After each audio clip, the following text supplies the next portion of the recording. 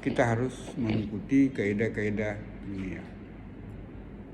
Nah, kita sudah tahu bahwa proses metode ilmiah itu ada 9 ya, atau ada bisa menggunakan 8 ya, atau kita bisa mendeskripsikan kemarin berapa 9 ya.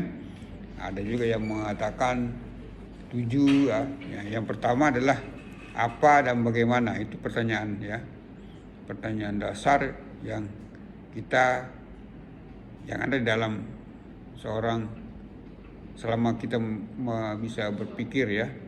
Apa, kenapa, bagaimana ya, 3 pertanyaan itu. Nah, artinya semakin tinggi tingkat pengetahuan orang, tentu pertanyaan juga sudah lebih tinggi, bukan lagi apa. Anak kecil yang umur bayi, mungkin anak TK atau SD masih bertanya apa ini. Lama-lama bertanya kenapa gitu. Nah, kemudian sudah bertingkat lebih dewasa lagi. Nah, bagaimana keberadaan? Itu yang pertama. Yang kedua adalah tentu saja pertanyaan-pertanyaan itu yang bisa kita jawab, bisa kita belajar. Ya, literatur. Membaca di internet. Kalau saya ada sesuatu yang saya tidak tahu, saya buka Google Map, bukan Google Map. Kalau saya mau pergi kemana tidak tahu jalan, Google Map. Saya mau pergi cari, ya saya cari di Google. Ya.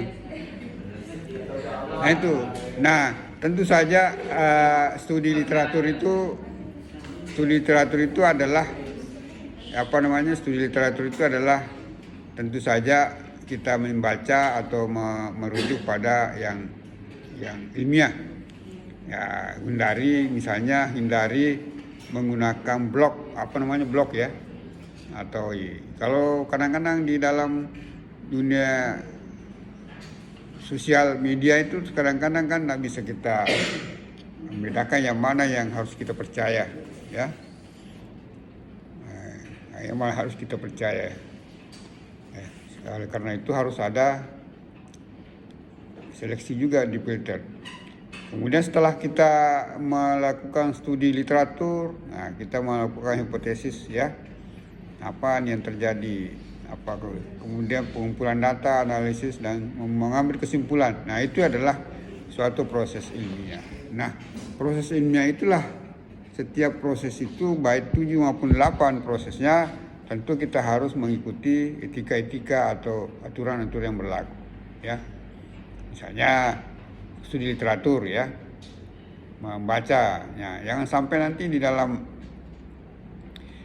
membuat proposal, membuat laporan, literaturnya orang, di bukunya orang dicaplok, diambil semuanya. Nah, contoh itu yang paling terasa, yang paling berat di dalam dunia ilmiah itu adalah plagiasi. Mencontoh, copy paste lah.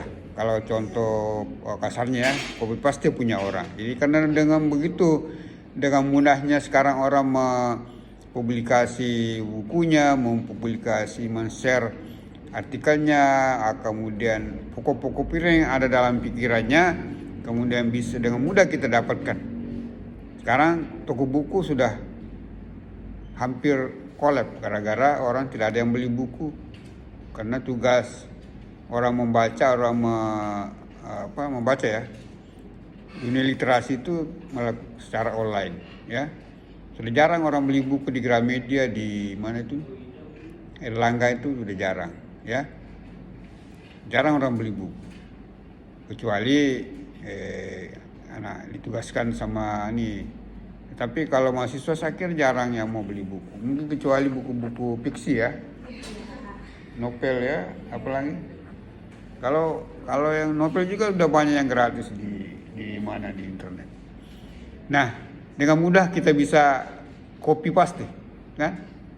Apalagi yang PDF sekarang orang sudah PDF kan, masih ada lagi, walaupun diberi password ya, dikunci, bisa kita buka. Cara membuka kunci file PDF langsung dengan sistem bisa dibuka. Kita tinggal copy paste. Nah, itulah kemudahan-kemudahan yang kita dapatkan. Dengan demikian bahwa pelanggaran semakin tinggi teknologi, semakin banyak orang melakukan pelanggaran, semakin gampang kita melakukan pelanggaran. Nah, itu yang kira yang paling